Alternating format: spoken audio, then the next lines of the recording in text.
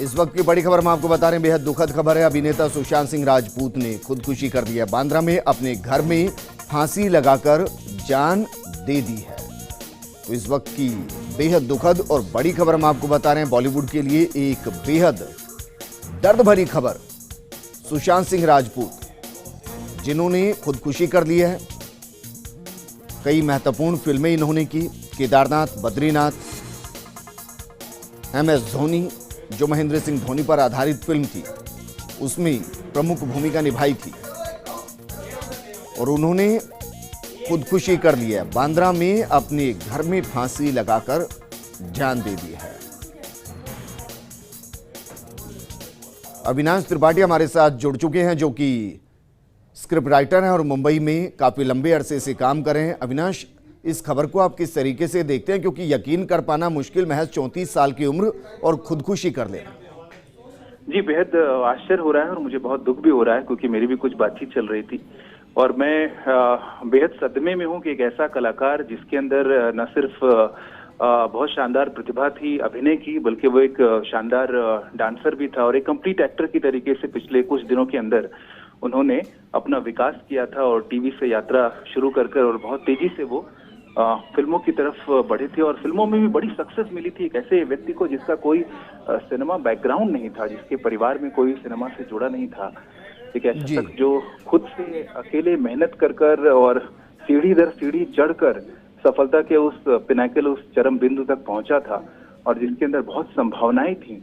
वो ऐसा क्यों कर सकता है, ये बेहद आश्चर्य है। मुझे लगता है कि कोरोना और दूसरी बहुत सारी वजहों से जिस तरह की नेगेटिविटी फैली है, और शायद वो एक कारण हो सकता है। बाकी चीजें तो धीरे धीरे वक्त के साथ पता चलेंगी, लेकिन मुझे लगता है कि आसपास का तनाव धीरे धीरे हम कलाकारों के अंदर कहीं जा रहा है और ये बहुत घातक है।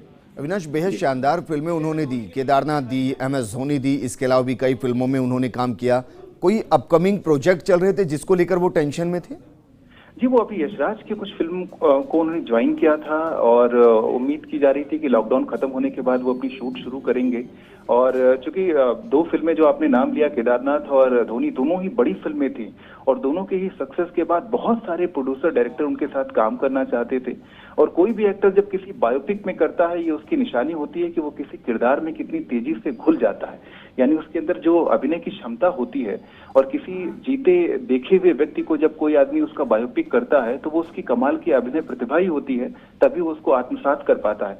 तो ये सारे गुण उनके अंदर थे, जिसकी वजह से बहुत सारे उनके पास ऑफर थे और कोई ऐसी भी तनाव नहीं था कि उनके पास कोई काम की कमी थी और जिसकी वजह से कोई आर्थिक परेशानी हो या वो उस तरह का कोई तनाव हो। तो ये कहना बड़ा मुश्किल है कि जो उन्होंने किया उसका कारण क्या था, कोई व्यक्तिगत कारण था या जो नकारात्मक माहौल है वो कारण था। लेकिन जो कुछ भी हुआ ये बहुत दुखद है और पिछले कुछ दिनों में जिस तरीके से कुछ बड़े अभिनेताओं की मृत्यु हुई और उसके बाद ये घटना, ये मुझे लगता है सिनेमा जगत के लिए सबसे बुरा साल साबित हो रहा है। कोई आपका यादगार लम्हा जो सुशांत सिंह राजपूत के साथ का हो?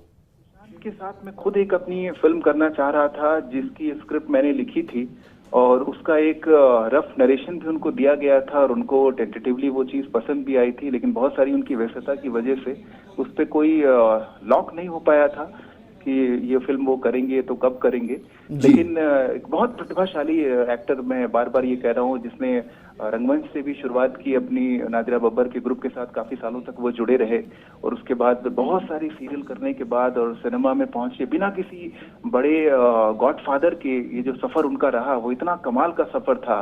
और उसके बाद इस तरह का अंत देखना किसी ऐसे साथी कलाकार को जिसको आप जानते हो, ये बेहद दुखद है, बेहद तकलीफदायक है। बिल्कुल अविनाश, शुक्रिया हमारे साथ जुड़ने के लिए। यकीनन ये पूरे फिल्मी जगत के लिए बेहद दुखद खबर, क्योंकि जिस तरीके से सुशांत सिंह राजपूत लगातार फिल्मी जगत में अपना नाम कमा रहे थे और जिस तरीके से अविनाश ने कहा भी कि उनका कोई गॉडफादर नहीं था, बिना गॉडफादर के जिस तरीके से उन्होंने उपलब्धियां हासिल की और एक के बाद एक शानदार फिल्में दी। MS धोनी में जिस तरीके से उन्होंने किरदार को न सिर्फ निभाया, बल्कि उस किरदार को जिस तरीके से उन्होंने जिया, ऐसा लगा नहीं कि